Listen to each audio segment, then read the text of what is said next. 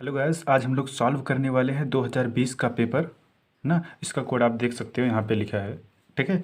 अब ये standard mathematic, ठीक है, स्टैंडर्ड का है ना। थी इसमें 80 मार्क्स का पेपर हुआ था। ठीक है। अब ये पेपर जो हुआ था इसमें आप लोग पढ़ लेना, मतलब ये फालतू चीज़। ठीक।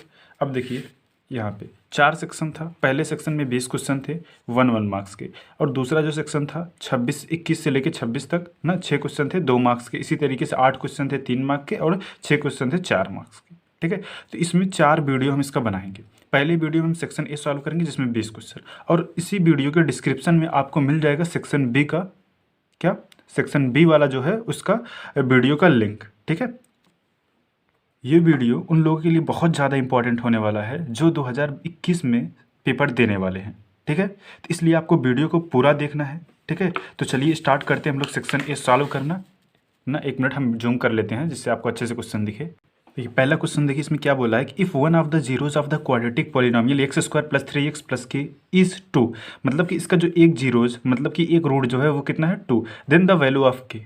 आपको पता है जब इसका ये जीरोज है, मतलब कि एक्स की जगह पे आप जब 2 पुट करोगे, ठीक है, तो इसकी वैल्यू कितनी आनी चाहिए 0। तो आप यहाँ से के की वैल्यू फाइंड कर सकते हो, कर सकते हैं। तो चलिए देखिए कैसे फाइंड करेंगे।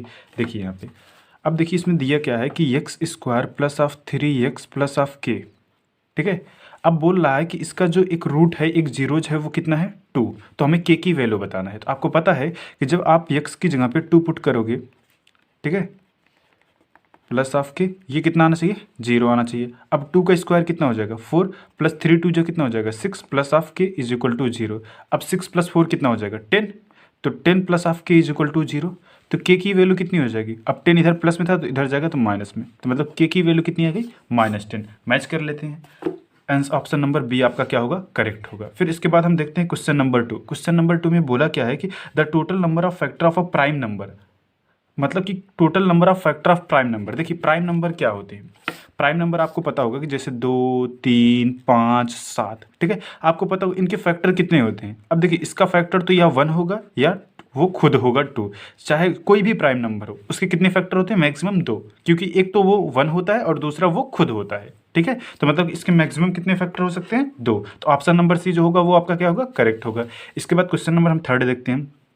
बोला क्या कि the quadratic polynomial the sum of the zeros ना is -5 and their product is 6। मतलब कि देखिए ये वाला कैसे करोगे, आपको दिया है sum of the zeros, sum of the zeros ना, ये कितना दिया है -5, एंड प्रोडक्ट ऑफ जीरोज क्या दिया है, product of zeros, product of zeros जो दिया है आपको वो दिया है कितना 6। ठीक है। आपने पढ़ा है कि अगर ये दिया है, ये दिया है, तो हम क्वाड्रेटिक इक्वेशन लिख सकते हैं कैसे, x square minus sum of zeros ना into x plus product of zeros ना, प्रोडक्ट ऑफ जीरोज, ठीक है, इज इक्वल टू 0। यही तो है फार्मूला। अब पुट कर दीजिए x square, sum of zeros कितना है -5 into x plus product of zeros कितना है 6 इज इक्वल टू 0।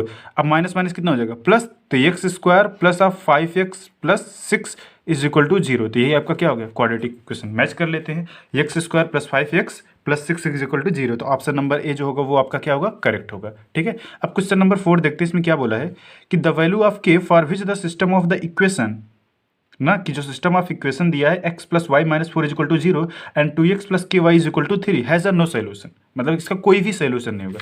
कि आपको देखिए एक कंडीशन आपने पढ़ी होगी ना, कौन सी कंडीशन, देखिए अगर दिया है a1 x plus a1 x ना, ठीक है, plus b1 y plus c1 is equal to 0, और दिया है दूसरा condition a2 x plus of b2 y plus C2 is equal to 0। तो आपको पता है कि अगर इनके दोनों के बीच में नो सोल्यूशन होगा ना, नो सोल्यूशन की कंडीशन क्या होती है कि a1 upon a2 is equal to b1 upon b2 is not equal to c1 upon c2। ये तो कंडीशन होती है नो सोल्यूशन की। अब देख लीजिए, अब a1 की वैल्यू कितनी है, यहाँ पे देखिए a1 की वैल्यू 1 है, ठीक है, तो मैंने पुट किया 1, और a2 की वैल्यू कितनी है 2, तो मैंने यहाँ पे पुट किया 2 इज इक्वल टू b1 की वैल्यू कितनी है 1 है, और b2 की वैल्यू कितनी है k है, is equal to is not equal to c1। अब देखिए c1 की वैल्यू कितनी है -4, ठीक है, और यहाँ पे कितना होगा, ये भी -3 होगा, तो मतलब कि -4 अपान -3, ठीक है, ये वैल्यू होगी। अब देखिए ये दोनों इसके इक्वल तो हो नहीं सकते, तो ये दोनों को हम सॉल्व कर लेते हैं। यहाँ से हमको के की वैल्यू मिल जाएगी। अब देखिए 1/2 is equal to 1/k, cross multiplication कर सकते हैं, कर सकते हैं। तो के की वैल्यू कितनी आ गई 2, तो मतलब कि k इज इक्वल टू 2 पे इसका कोई भी सोल्यूशन नहीं होगा। तो ऑप्शन में चेक करिए, k is equal to 2, option number D जो होगा वो आपका क्या होगा, करेक्ट होगा। आगे समझ में। अब नेक्स्ट को देखते हैं। अब देखिए क्वेश्चन नंबर 5 में बोला क्या है कि the HCF and the LCM 12, 21 एंड 15 रिस्पेक्टिवली। इन दोनों का देखिए आपको क्या बताना है, 3 नंबर आपको दिए, इनका HCF और LCM बताना है। तो देखिए इसको हम सिंपल मेथड बताते हैं। एक तो LCM निकालना आपको आता है कि कैसे ना, एक LCM निकालना आपने सीखा होगा कि अगर 12, 21 और 15 का LCM निकालना होता है तो आप इस तरीके से निकाल लेते हो, ठीक है, करके ये वाला मेथड। तो यहाँ से आप सिंपली निकाल सकते हो। देखिए ये टिक द करेक्ट वाला है ना, मल्टीपल चॉइस है, तो आप किसी भी मेथड से निकालो, ऑप्शन सही होना चाहिए ना। और प्लस आपको पता है कि दूसरा मेथड, अगर 3 HCF आपको दिए है ना, अगर जैसे 12, 21 और 15 का HCF निकालने को बोला, आप क्या करते थे, जो बड़ा हो उन दोनों का HCF निकाल लो, फिर उसमें जो इसका HCF आएगा फिर इससे उसका निकाल लो। ये मेथड हो गया। प्लस ना, अगर इन दो मेथड से नहीं सॉल्व करना चाहते हो तो एक होता है प्राइम फैक्टराइजेशन, जो आप क्लास 10th में पढ़े होंगे। कौन सा, जैसे कि 12, अब 12 को 2 से क्या लिखोगे 6, फिर 2 से 3, फिर 3 से, ठीक है वन। तो मतलब कि हम 12 को क्या लिख सकते हैं, 12 is equal to 2 into 2 into 3। इसी तरीके से आप 21 को क्या लिखोगे, 21 देखिए 21, 3 7 जा 21 इंटू 7 1, तो मतलब कि इसको लिख सकते हो 3 इंटू 1, ठीक है। और इस 3 इंटू 7 सॉरी ना, इसी तरीके से आप किसका 15 का क्या लिख सकते हो, 15 का लिख सकते हो 3 इंटू 5, ठीक है। आपको पता है इसका HCF कैसे निकालोगे, कॉमन फैक्टर, तो कॉमन क्या है इसमें 3 है, तो इसका HCF कितना हो जाएगा 3, ठीक है। तो HCF कितना हो गया 3। LCM कैसे निकालते हो, हाईएस्ट ऑफ 2, तो हाईएस्ट ऑफ 2 LCM इसका जो होगा, LCM जो होगा कि हाईएस्ट फैक्टर ऑफ 2 पहले देख लो कितना है 2 स्क्वायर, ठीक है। तो 2 स्क्वायर लिख दिए आप, ठीक है, इंटू 3 इंटू 7 इंटू 5, मल्टीप्लाई कर लीजिए इसका। अब 2 स्क्वायर कितना 4, 4 3 जा 12, 12 5 जा 60 इंटू 7, तो ये कितना हो गया 60 इंटू 7, 7 6 जा 42, ठीक है। तो 420 इसका जो आया वो कितना आ गया, LCM आ गया इसका। तो चेक कर लेते हैं ना। अब इसका देखिए LCM कितना आ रहा है 420 ना, और HCF कितना आ रहा है 3। तो ऑप्शन नंबर जो आपका C है वो क्या है, करेक्ट है। तो समझ गए, तो ऑप्शन C जो होगा वही आपका क्या होगा, करेक्ट होगा। आया समझ। देखिए इस पेपर का ना PDF आपको नीचे डिस्क्रिप्शन में मिल जाएगा, ठीक है, आप वहाँ से डाउनलोड भी कर सकते हो, ठीक है। अब देखिए क्वेश्चन नंबर 6 देखिए, तो इसमें क्या बोला है कि the value of x for which 2x and दूसरा जो दिया है x प्लस 10 एंड तीसरा जो दिया है वो 3x plus of 2 are the 3 consecutive term of AP। मतलब कि ये क्या है, 3 कॉन्जिक्यूटिव टर्म है AP के, ठीक है। तो मतलब कि अगर AP के 3 कॉन्जिक्यूटिव टर्म हैं ना, 3 कॉन्जिक्यूटिव टर्म है AP के, तो आपको इनको ना x की वैल्यू बतानी है। तो देखिए कैसे आप सॉल्व करोगे। ये आपको दिया है, बोला कि ये AP है, AP के फॉर्म में है, ठीक है। तो इनका आपको x की वैल्यू बतानी है, तो कैसे बताओगे। देखिए अगर यहाँ से जो अगर इन दोनों को माइनस करेंगे तो ये क्या आएगा, D आएगा, और इन दोनों को माइनस करेंगे तो क्या आएगा, D आएगा। दोनों को सॉल्व कर लेंगे, x की वैल्यू आ जाएगी। समझ में आया। अब देखिए ये आपका क्या हुआ A1, ये क्या हुआ A2, ये क्या हुआ A3। D क्या होता है आपका, D इज इक्वल टू होता है A2 minus of A1, and D की वैल्यू जो होती है वो भी क्या होती है A3 minus of A1 A2। तो ये डी तो इक्वल होना चाहिए, क्योंकि अगर AP है तो D सेम आएगा, तो निकाल लेते हैं। अब A2 की वैल्यू कितनी है x प्लस ऑफ 10, इसमें से माइनस कर दिए कितना 2x A1, ठीक है। तो x माइनस, अब देखिए ये कितना बचा 10 माइनस x, ये क्या आ गया आपका D आ गया। इसी तरीके से इसमें जब D आप निकालोगे तो D is equal to A3 क्या है 3x प्लस ऑफ 2, माइनस कर दीजिए, ठीक है। अब माइनस करोगे कितना x माइनस ऑफ 10, आया समझ। अब 3x माइनस ऑफ x कितना हो जाएगा 2x, अब 2 इसमें कितना हो जाएगा माइनस ऑफ 8। अब देखिए ये जो है दोनों D क्या होना चाहिए इक्वल, मतलब कि आपका 10x जो देखिए 10 माइनस ऑफ x जो है, जो आपका 10 माइनस ऑफ x है वो किसके इक्वल होना चाहिए 2x माइनस ऑफ 8 के। इतना समझ में आया। अब देखिए x को इधर भेजिए, 8 को इधर भेजिए, तो देखिए 8 इधर आएगा तो प्लस में, तो 10 प्लस ऑफ 8 हो जाएगा, x उधर जाएगा तो वो भी प्लस में हो जाएगा, तो 2x प्लस ऑफ x हो जाएगा। मतलब कि ये कितना हुआ 3x, ठीक है, और इधर कितना हुआ 18। अब 3 6 जा 18, तो x की वैल्यू कितनी आई 3 आई, x की वैल्यू 6 आई। तो ये आपका क्या हो गया आंसर हो गया। ऑप्शन में मैच कर लेते हैं, ऑप्शन में मैच कीजिए, क्या रहा है 6, तो ऑप्शन नंबर ए जो है वो आपका क्या होगा करेक्ट होगा। कौन सा, ऑप्शन ए। आया समझ में? ठीक है, अब देखते हैं हम क्वेश्चन नंबर 7। इसमें क्या बोला है कि if the first term of A P is P and the common difference is Q then the 10th term. अगर फर्स्ट टर्म क्या है पी और जो आपका कॉमन डिफरेंस है वो क्या है क्यू, तो 10th टर्म बताना। देखिए इसमें क्या क्या दिया आपको, आपको दिया है फर्स्ट टर्म ए की वैल्यू पी दी है और डी की वैल्यू क्या दी है क्यू दी है, तो ए 10 आपसे पूछा है क्या होगा। ठीक है, तो आपको पता है कि a n is equal to a plus n minus one into d, ये वाला फार्मूला। तो ए 10 ना, a 10 is equal to a की वैल्यू क्या हो गई p plus 10 minus one into d की वैल्यू कितनी हो गई क्यू। तो मतलब p minus of 9 p plus of 9 q जो होगा वही क्या होगा ए 10 की वैल्यू होगी। तो कितना आ रहा है अपना P plus of 9 Q, match कर लेते हैं। P plus of 9 Q, P plus of 9 Q कहाँ है, देखिए पी प्लस 9 क्यू, ये तो नहीं है ना, ये ऑप्शन नंबर सी देखिए p प्लस ऑफ 9 क्यू, तो ऑप्शन सी जो होगा वही आपका क्या होगा करेक्ट होगा। आया समझ में? अब इसी तरीके से हम क्वेश्चन नंबर 8 देखते हैं। उसमें क्या बोला है, the distance between the point a cos theta plus of b sine theta comma 0, और दूसरे में क्या दिया 0 a cos theta minus of b a sine theta minus of b cos theta is, मतलब कि इन दोनों पॉइंट के बीच में आपको क्या बताना है, डिस्टेंस बताना है। तो चलिए देखिए कैसे सॉल्व करेंगे। देखिए क्या दिया है आपको, जो दो पॉइंट दिया है आपका, एक पॉइंट तो यहाँ दिया है, एक पॉइंट यहाँ दिया है। ठीक है, ये आपको दिया है ए कॉस थीटा ना plus B sine theta comma 0 ना, और यहाँ पे जो दिया है यही तो दिया है ए cos theta b sine theta जो है ए cos theta b sine theta comma 0, और दूसरे में क्या दिया है आपको 0 a cos theta minus of, दूसरा जो पॉइंट है वो है 0 कामा ना a sine theta minus b cos theta. इतना समझ में आया? अब आपको पता है कि ये आपका क्या है x1, ये क्या है y1, ये क्या है x2, ये क्या है y2। आपको फार्मूला पता है डिस्टेंस फार्मूला क्या होता है, d is equal to x2 minus of x1 का होल का square plus of y2 minus of y1 का होल का स्क्वायर। आया समझ में? सॉल्व करते हैं। अब x2 क्या है 0 माइनस ऑफ x1, मतलब कि minus a cos theta minus b sine theta का होल का स्क्वायर। ठीक है, इसी तरीके से आप क्या क्या y2 क्या है आपका, ये है, ये कितना होना चाहिए a sine theta minus b cos theta, और माइनस 0 है तो उसका तो कोई मतलब नहीं है, का होल का स्क्वायर। आया समझ में? अब देखिए ये क्या बन रहा है, ये ए प्लस बी का होल का स्क्वायर का फार्मूला बन रहा है ए माइनस बी का होल का स्क्वायर का फार्मूला। ठीक है, सॉल्व करते हैं। देखिए जब आप इसे सॉल्व करोगे तो ये क्या आ जाएगा a square cos square theta. आया समझ में? इसी तरीके से बी को जब, तो ये हो जाएगा B square sine square theta. ठीक है, अब देखिए ये कितना हो जाएगा प्लस, ठीक है, क्योंकि 2 ए बी। ठीक है, अब ए इंटू बी लिख दीजिए और cos theta into sine theta. इतना समझ में आया? और बीच में प्लस है तो यहाँ पे हमने क्या लिखा प्लस का साइन, तो ये कितना हो जाएगा a square sine square theta plus b square cos square theta, और यहाँ पे क्या आ जाएगा minus 2ab cos theta sine theta. इतना समझ में? अब देखिए ये प्लस में ये माइनस में तो कैंसिल हुआ। इतना समझ में आया? अब देखिए यहाँ पे, ये देखिए ये यहाँ दोनों पे जगह ए है तो आप इसे क्या लिख सकते हो, जैसे कि यहाँ पे हमने लिखा ए स्क्वायर कॉमन कर लिया। ठीक है, क्योंकि यहाँ भी ए है यहाँ भी ए है, तो बचा क्या आपका cos square theta plus of sine square theta.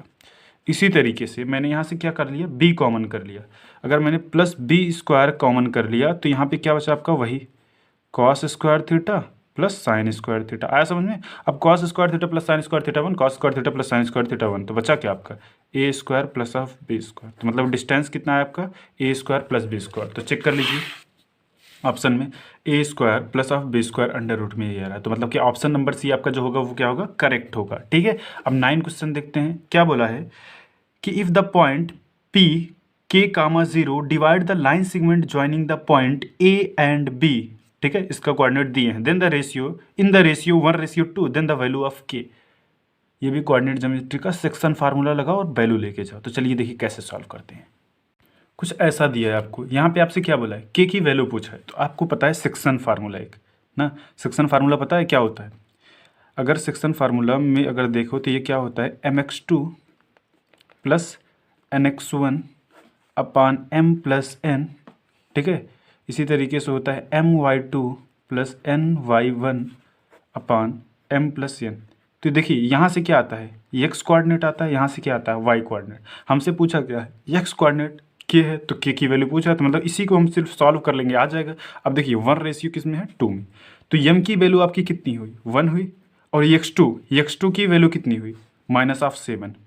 ठीक है, प्लस n की वैल्यू कितनी हुई 2, और x1 की वैल्यू कितनी हुई 2 अपान m प्लस 1, ये कितना है k है, क्योंकि x कोऑर्डिनेट तो k है, और m प्लस n कितना हो गया, 2 + 1 कितना हो जाएगा 3।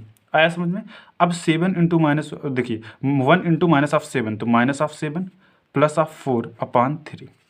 ठीक है, ये कितना है k, तो ये कितना आया -3 डिवाइडेड बाई 3, तो आंसर जो आया वो आया आपका -1।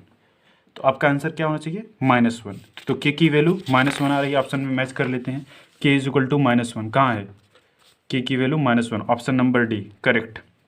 ठीक है, अब 9th देखते हैं क्या बोला है कि the value of p for which the point a दिया है इतना, b इतना दिया है, c इतना दिया है, आर कोलिनियर। फिर से कोऑर्डिनेट ज्योमेट्री। ठीक है, 3 क्वेश्चन कोऑर्डिनेट ज्योमेट्री से यहीं पूछ लिया यार ना। फिर से कोऑर्डिनेट ज्योमेट्री, देखिए 3 पॉइंट दिया है, ये बोल रहा है कि ये पॉइंट कैसे हैं आपके, कोलिनियर हैं, तो आपको p की वैल्यू बतानी है। आप ये वाला क्वेश्चन आपको तो पता होगा, अगर कोई भी 3 पॉइंट हैं जैसे ना, ये कोलिनियर पॉइंट है, तो इनका जो एरिया ऑफ ट्रायंगल आता है वो क्या आता है, 0 आता है, क्योंकि अगर तीनों पॉइंट कोलिनियर हैं तो ये कभी ट्रायंगल बनाएंगे ही नहीं। जब ट्रायंगल नहीं बनाएंगे तो एरिया ऑफ ट्रायंगल क्या आना चाहिए, 0। तो कोऑर्डिनेट फॉर्म में एरिया ऑफ ट्रायंगल का फार्मूला क्या होता है, 1/2 ब्रैकेट में x1 ना, x1 ब्रैकेट में y2 माइनस ऑफ y3 हो जाएगा, प्लस ऑफ x2 ब्रैकेट में हो जाएगा क्या आपका y3 minus of y1, plus of x3 bracket में हो जाएगा आपका y1 माइनस ऑफ y2। इतना समझ में आया। अब वैल्यू पुट करते हैं, देखिए आपका जो x1 है ना, यहाँ पे हम वैल्यू लिख देते हैं आपको, जो a पॉइंट दिया है वो कितना दिया है 3,1। ठीक है, आपको जो b पॉइंट दिया है वो कितना दिया है आपका 5, जो आपको c पॉइंट दिया है वो कितना दिया है 7, -5। यहाँ से हम वैल्यू सब पुट करते हैं, तो एरिया ऑफ ट्रायंगल क्या आना चाहिए आपका 0 आना चाहिए, तो 0 = 1/2, x1 की वैल्यू कितनी है 3। अब देखिए y2 की वैल्यू कितनी है p माइनस ऑफ y3 की वैल्यू कितनी है 5। अब माइनस माइनस कितना हो जाएगा प्लस ऑफ 5 कर देते हैं। ठीक है, प्लस x2 की वैल्यू कितनी है 5, y3 की वैल्यू कितनी है -5। ठीक है, अब माइनस y1 की वैल्यू कितनी है -1। ठीक है, प्लस ऑफ x3 की वैल्यू कितनी है, x3 की वैल्यू 7 है। ठीक है, तो यहाँ पे मैंने क्या लिखा 7, y1 की वैल्यू कितनी है 1, माइनस y2 की वैल्यू कितनी है p। आया समझ में, इतना तो समझ में आ गया। अब देखिए 2 इधर डिवाइड में इधर जाएगा तो मल्टीप्लाई में, तो 2 × 0 0 = कितना हो जाएगा। अब देखिए 3 p + 5 इसी तरीके से लिख दीजिए। अब देखिए -5 -1 -6, अब -6 को 5 से मल्टीप्लाई, 5 6 30, मतलब कि कितना है -30। ठीक है, और इसी तरीके से आप लिख दीजिए 7 -7p, अंदर इसे हम मल्टीप्लाई कर दिए। ठीक है, अब देखिए ये क्या हुआ 3p + 3 5 = 15 -30 प्लस ऑफ 7 -7p। इतना समझ में आ गया होगा, = क्या होना चाहिए 0। अब 3p -7p, तो बचा कितना आपका -4p। ठीक है, अब देखिए 15 -30, तो बचा कितना -15 -15 + 7, तो कितना बचेगा आपका -8, = कितना है 0। अब देखिए इसको हम उधर लेके जाते हैं, तो 4p की वैल्यू जो आनी चाहिए वो -8 आनी चाहिए, तो p की वैल्यू कितनी आनी चाहिए -8 डिवाइडेड बाई 4, तो आना कितना चाहिए आपका -2। तो आंसर क्या हुआ आपका -2। तो मैच कर लेते हैं, क्वेश्चन नंबर जो 10 था उसमें ऑप्शन नंबर ए जो है उसमें क्या है -2, तो ऑप्शन नंबर ए जो होगा वो करेक्ट होगा। अब फिर इसमें देखिए जो 11 से लेके 15 तक है वो आपका क्या है फिल इन द ब्लैंक्स। इसमें देखिए क्या बोला है आपको, बोल रहा है कि इन अ ट्रायंगल ABC, एक ट्रायंगल है आपका किसमें ABC ना, जो circumscribing a circle of a length BC, मतलब कि BC का लेंथ पूछा है, इसके अंदर एक सर्कल है।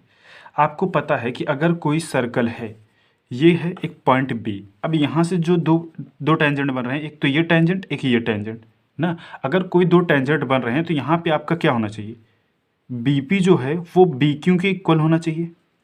ठीक है, अब अगर BQ के इक्वल है तो आपको पता है BP की वैल्यू कितनी है 3, तो मतलब कि ये कितना होना चाहिए 3 होना चाहिए। इसी तरीके से जो AP है वो AR के इक्वल होना चाहिए। क्या AP जो है वो किसके इक्वल होना चाहिए AR के। ठीक है, AR के। अब AP की वैल्यू कितनी है 4, तो AR की भी वैल्यू कितनी होगी 4 होगी। इसी तरीके से आप कह सकते हो कि जो QC है या CQ है वो किसके इक्वल होना चाहिए CR के इक्वल होना चाहिए। ठीक है, CR के इक्वल होना चाहिए। अब देखिए CR आप निकाल सकते हो, देखिए ये सी आर कैसे निकालोगे, ये टोटल लेंथ 11 है, इसमें से ये वाली लेंथ कितनी आई आपको 4 आई, तो ये बचा हुआ लेंथ कितना आएगा 7, तो ये कितना हो गया आपका 7। अब देखिए आपसे बी सी पूछा है कि बी सी कितना होगा, तो बी सी किसके इक्वल होगा, B C is equal to क्या हो जाएगा B Q plus of C Q. ठीक है, अब बी क्यू की वैल्यू पता है आपको, यहाँ पे दीजिए B Q is equal to 3 plus of C Q की वैल्यू पता है ये कितना है 7, तो 7 प्लस 3 कितना हो गया 10, तो आपका आंसर कितना आएगा 10 आ गया। कितना सिंपल था, तो इसमें आपका जो ऑप्शन नंबर होगा ये फिल इन द ब्लैंक में जो क्या भरा जाएगा आपका 10। ठीक है, अब नेक्स्ट क्वेश्चन देखते हैं।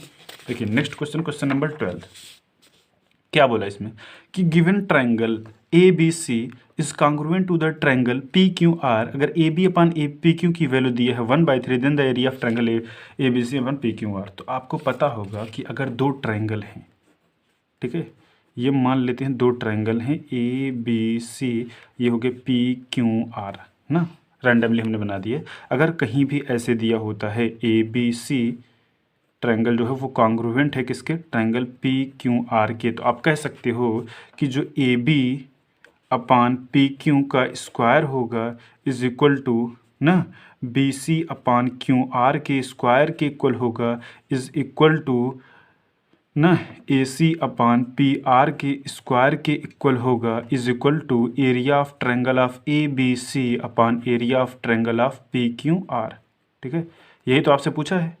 ठीक है, अब देखिए आपको दिया है A B upon P q, तो a B upon P q इसकी वैल्यू दी है, तो आप इसको ऐसे लिख सकते हो कि a B upon P Q का होल का square is equal to area of triangle A B C upon area of triangle P Q r. आया समझ में।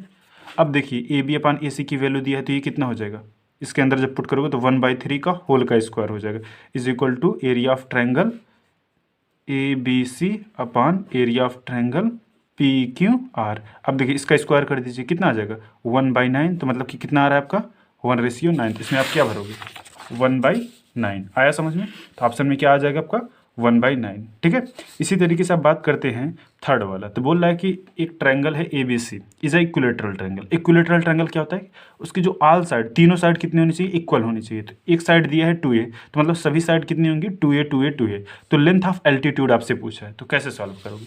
ठीक है, लेंथ ऑफ एल्टीट्यूड पूछा है। देखिए इक्विलेटरल ट्रायंगल होता कैसे है, ये आपका इक्विलेटरल ट्रायंगल मान लीजिए, इक्विलेटरल ट्रायंगल है और ये क्या होता है आपका एल्टीट्यूड। तो मान लेते हैं ये ए है, ये बी है, ये सी है। ठीक है, आया समझ में। अब ये कितना है आपका 2a, ये भी कितना है टोटल 2a है। ठीक है, अब कभी भी जो एल्टीट्यूड होता है ना, ये इसको हाफ में डिवाइड करता है, ये इसके इक्वल होगा। ठीक है, तो मतलब कि अगर ये 2a है तो ये भी a होगा, ये भी a होगा। ठीक है, तो अब अगर यहाँ पे देखिए इसे हम मान लेते हैं d, तो जो आपका triangle A B D A D B बना ना, वो कैसा ट्रायंगल बना, एक राइट ट्रायंगल बना। अगर राइट ट्रायंगल बना तो इसमें पाइथागोरस थ्योरम अप्लाई से कर सकते हैं। देखिए ये वाला जो दिख रहा है आपको आधा, ठीक है, तो पाइथागोरस थ्योरम अप्लाई कीजिए, तो ए बी स्क्वायर जो होगा वो किसके इक्वल हो जाएगा, बी डी स्क्वायर के plus of a D square के। आया समझ में। ए बी की वैल्यू कितना दी है 2a, तो 2a का square is equal to b d की वैल्यू क्या दी है a square plus of a D square. इतना समझ में आया। ए डी की वैल्यू तो हमसे पूछा ही है, तो 2 इसका 4a स्क्वायर हो जाएगा, इधर आएगा तो minus of A square is equal to A D square. आया समझ में। अब 4a square minus of A square कितना हो जाएगा 3a square is equal to A D square. अगर यहाँ से हम हटाएंगे तो इधर पे रूट आ जाएगा। ठीक है, तो ये कितना हो जाएगा ए डी की वैल्यू जो होगी वो अंडर रूट 3a स्क्वायर हो जाएगा। अब a स्क्वायर है तो ये तो बाहर आ जाएगा, तो मतलब कि ए डी की वैल्यू कितनी हो जाएगी under root 3a। A D की वैल्यू कितनी आई अंडर रूट 3a। ठीक है, तो ये आपका क्या होगा आंसर होगा। तो इसमें फिल इन द ब्लैंक में आप क्या भरोगे अंडर रूट 3a। समझ में आ गया, तो यहाँ पे क्या भरोगे ऐसे अंडर रूट 3a। आया समझ में। अब इसी तरीके से हम देखते हैं क्वेश्चन नंबर जो आपका कौन सा है 14। इसमें क्या बोला है कि cos 80 अपान sin 10 और cos 59 एंड cos 31 डिग्री। तो कैसे सॉल्व करोगे। अब देखिए अगर हम यहीं पे आपको सॉल्व कर दें तो cos 80 को आप क्या लिख सकते हो cos 90 माइनस 10 लिख सकते हो, क्योंकि 90 माइनस 10 तो 80 तो होगा ना, तो साइन आप यहाँ पे 10 वैसे ही लिख दो। इसी तरीके से ना प्लस, अब देखिए आप cos 59 को, जो cos 59 है उसको क्या लिख सकते हो, इसको हम लिख सकते हैं कि cos ना 90 माइनस ऑफ 31, क्योंकि 90 माइनस ऑफ 31 करोगे तो ये कितना आएगा 59 ही आएगा ना। और इसी तरीके से हमने क्या लिख दिया, कॉसेक 31। इतना समझ में आया। अब देखिए आपने पढ़ा होगा कॉस 90 माइनस थीटा क्या होता है, साइन थीटा। तो मतलब कि ये तो आपका 90 हुआ, ये तो थीटा हुआ, तो मतलब कितना आ गया, साइन 10 डिग्री। तो ऊपर कितना आया, साइन 10, और नीचे भी कितना था पहले से, साइन 10। आया समझ में। प्लस अब कॉस 90 माइनस थीटा कितना होता है, साइन। तो मतलब कि ये कितना हो गया, साइन 31 डिग्री और कॉसेक 31 डिग्री। आया समझ में। आपको पता है कि साइन थीटा जो होता है वो 1/cos थीटा होता है। ठीक है, जब इसे आप cos थीटा में कन्वर्ट करोगे तो ये नीचे आ जाएगा, एक ऊपर cos थीटा, तो मतलब कि ये इससे कैंसिल हो जाएगा, यहाँ से 1 आएगा और ये कैंसिल होकर यहाँ से 1 आएगा। तो मतलब कि आपका क्या आया, 1 + 1, तो आंसर कितना है, 2। समझ में आया कैसे आया, समझ में आ गया ना। इसको हमने क्या लिख दिया, इसको साइन 30 को हटा के 31 की जगह हम लिख सकते हैं 1/cosec 31। अब देखिए ऊपर cosec 31, नीचे cosec, कटा 1 और यहाँ भी कटा 1, तो 1 + 1 कितना हो गया, 2। तो आंसर आपका कितना है, 2। अब इसी तरीके से हम देखते हैं ये वाला क्वेश्चन। इसमें दिया क्या है कि साइन स्क्वायर थीटा अपन 1 + tan स्क्वायर थीटा। आप एक फार्मूला पढ़े होगे कि 1 + tan square theta = sec square theta. ये फार्मूला आपको याद होगा ना। तो आप क्या लिख सकते हो कि यहाँ पे क्या हो गया, sign square theta plus 1/sec square theta. आपको पता होगा कि कॉस थीटा जो होता है वो 1/sec थीटा होता है। तो ये 1/sec थीटा जो लिखे से हम क्या लिखे, सेक स्क्वायर थीटा लिखे, जैसे हम कॉस स्क्वायर थीटा लिख सकते हैं, लिख सकते हैं। तो आप इसको लिख सकते हैं sine square theta plus of cos square theta. चमका, sine square theta plus cos square theta क्या होता है, 1 होता है। तो यहाँ पे आपका आंसर क्या आ जाएगा, 1 आ जाएगा। आया समझ में। अब इसी तरीके से ये देखिए 1 + tan स्क्वायर थीटा। तो अभी मैंने देखा 1 + tan स्क्वायर थीटा क्या होता है, सेक स्क्वायर थीटा। ठीक है। अब देखिए यहाँ पे अगर ये वाला देखिए, ये क्या है, a - b और a + b। तो a - b क्या होता है और a + b का फार्मूला देखिए, a - b × a + b का जो फार्मूला होता है वो होता है a² - b²। तो a² मतलब कि 1 का square minus of sine square theta. अब देखिए 1 का स्क्वायर तो 1 ही होगा, तो 1 minus of sine square theta क्या होता है, कॉस स्क्वायर थीटा। ठीक है, कॉस स्क्वायर थीटा होता है। तो मतलब कि यहाँ पे क्या आ गया, इन दोनों को जगह पे क्या लिख सकते हो, कॉस स्क्वायर थीटा। चमका। अब कॉस स्क्वायर थीटा की जगह पे अभी मैंने आपको बताया 1/sec स्क्वायर थीटा लिख सकते हो। तो मतलब कि ये इससे कैंसिल हो जाएगा, तो यहाँ भी क्या आएगा आपका, 1 आएगा। कितना सिंपल था, आया समझ में। अब इसके बाद हम देखते हैं क्वेश्चन नंबर आपका 16 ना। इसमें क्या बोल रहा है कि the ratio of the length of ना, the ratio of the length of a vertical rod of the length of the shadow is 1/√3, find the angle of elevation. तो देखिए इसमें क्या बोला है कि अगर हम मान लेते हैं कि ये है ना, अगर मान लेते हैं कि जो लेंथ ऑफ रॉड है, लेंथ ऑफ रॉड, ठीक है, x है। तो आपको पता है इसका रेशियो जो बोला है ना, इसका रेशियो, तो अगर ये मान लेते हैं ए बी सी है, तो बोला है कि ए बी मतलब कि परपेंडिकुलर हो गया अपान बी सी। इसका जो रेशियो दिया है 1/3। ठीक है, 1/3 दिया है। तो मतलब कि जो इसमें ये इसका रेशियो है, तो इसमें x मल्टीप्लाई करेंगे तो मतलब कि ये कितना हो जाएगा, x हो जाएगा, ये √3x हो जाएगा। अब आपसे पूछा क्या, angle of elevation. Angle of elevation क्या हुआ, ये ही होगा आपका थीटा। तो आपको एंगल ऑफ एलिवेशन फाइंड करने के लिए मैंने लिखा है tan थीटा। तो tan थीटा क्या होता है, परपेंडिकुलर अपान बेस। तो x/√3x, x से x कैंसल, बचा कितना आपका 1/√3। 1/√3 होता क्या है, मतलब कि tan थीटा = tan 30 डिग्री, क्योंकि tan 30 डिग्री आपको पता होगा 1/√3 होता है। ठीक है, तो tan से tan घटा तो थीटा की वैल्यू कितनी आ गई, 30 डिग्री। तो आपका आंसर कितना आ गया, 30 डिग्री। आया समझ में, आ गया समझ में। इसी तरीके से हम क्वेश्चन नंबर जो है आपका 17 देखते हैं। क्या बोल रहा है कि 2 cone having their height in the ratio of 1/3 and the radia in the ratio of 3/1, what is the ratio of its value. देखिए ये कितना बड़ा मजेदार क्वेश्चन है। आपसे बोला क्या कि 2 कोन है ना, एक ये कोन दिया है, एक ये वाला कोन दिया है, 2 कोन आपको दिए हैं। ठीक है, इसमें क्या बोला है कि इसकी हाइट जो है वो कितनी है, मान लेते हैं h1, और इसकी जो हाइट है क्या है, h2। ठीक है, और इसकी वैल्यूम जो मान लेते हैं वो v1, इसका जो वैल्यूम है वो क्या है, v2। तो ये बोला कि h1/h2 की वैल्यू आपको दिया है, क्या दिया है, बोला कि हाइट ऑफ रेशियो जो है 1/3, तो मतलब 1/3। और दूसरी चीज़ क्या, रेडियाई। तो ये आपका रेडियस हुआ, ये आपका रेडियस, ये r1 हुआ, ये r2। तो r1/r2 की भी वैल्यू आपको दी है, वो कितनी दी है, 3/1। आया समझ में। तो अगर वैल्यूम का फार्मूला जानते हो, वैल्यूम ऑफ कौन क्या होता है, v1 ना, इज इक्वल टू 1/3, ठीक है, पाई आर स्क्वायर एच होता है। अब V2 की भी वैल्यू कर देते हैं, अगर रेशियो निकालना है तो डिवाइड करना पड़ता है, तो V2 की वैल्यू 1/3, यहाँ पे क्या है R1H1, ठीक है, 1/3 पाई R2 का स्क्वायर इंटू H2। देखिए वॉल्यूम का रेशियो आपसे पूछा है तो 1/3 पाई पाई कैंसिल हुआ, ठीक है। तो आप इसको इस तरीके से लिख सकते हो V1/V2 is equal to R1/R2 का होल का square into H1/H2। Value put करते हैं। अब देखिए अगर यहाँ पे V1/V2 क्या आया, R1/R2 का होल का स्क्वायर, तो R1/R2 क्या दिया है 3/1 का स्क्वायर किए इंटू H1/H2, तो ये 1/3, ठीक है।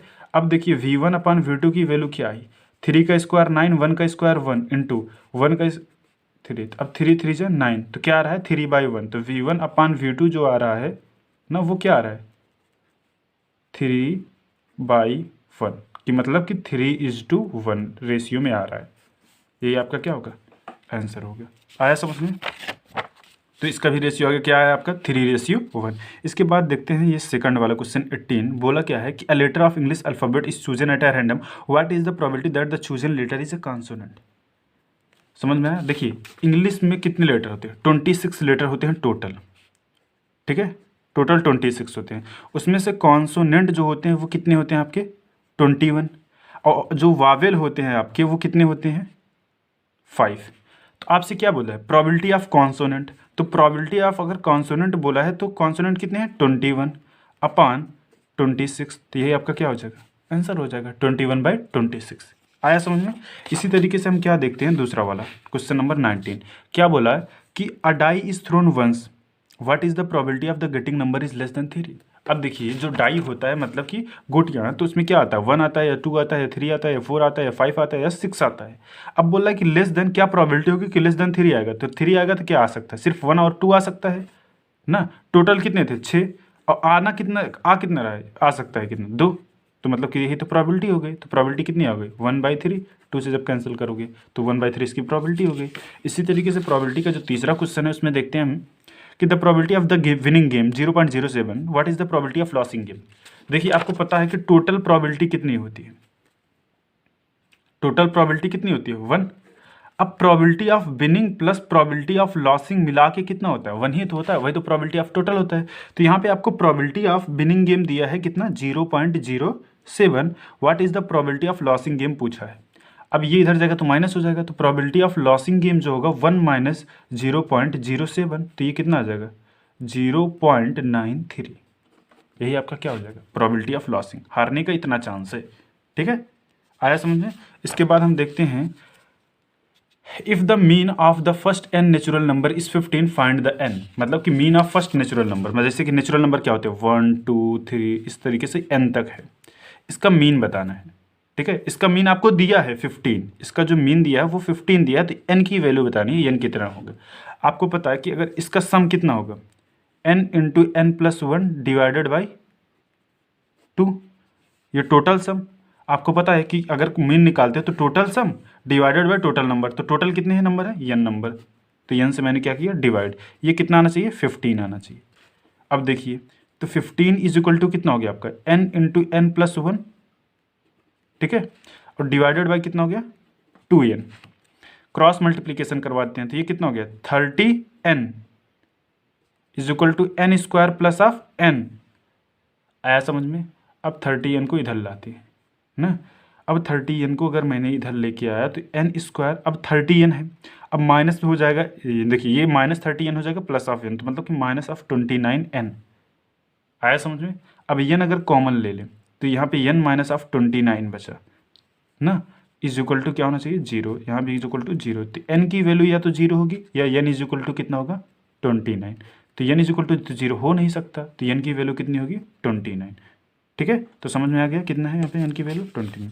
देखिए यहाँ पे n की वैल्यू कितनी होगी 29, तो यहाँ पे आपका जो सेक्शन ए था वो कंप्लीट हो गया, ठीक है। इसके बाद जो वीडियो आएगी उसमें आपको सेक्शन बी आएगा, ठीक है, उसके बाद सेक्शन सी, सेक्शन डी। अब सेक्शन बी का जो ना वीडियो का जो लिंक है वो डिस्क्रिप्शन में आपको मिल जाएगा, आप वहाँ से जाके देख सकते हो, ठीक है। तो इस पेपर का PDF जो है वो आपको डिस्क्रिप्शन में मिल जाएगा, आप वहाँ से डाउनलोड भी कर सकते हो। अगर आपको वीडियो अच्छी लगी है तो प्लीज़ वीडियो को लाइक करना और चैनल को सब्सक्राइब करना ना भूलना।